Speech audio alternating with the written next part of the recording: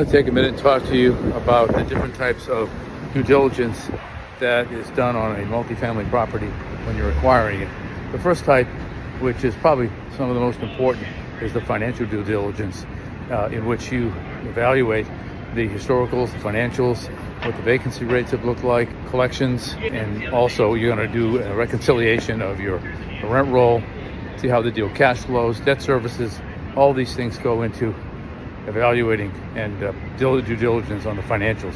The second one, which is equally as important, is a physical due diligence, and that is to visit a site to identify the problems that might be present in that property and determine if there's a lot of expensive repairs that need to be done, or if none need to be done at all. But this is an important aspect of determining the quality and the condition of any property. So these are the two major types of due diligence, and make sure that you employ good quality inspectors to help when you're evaluating the numbers. And just remember, it's all in the numbers.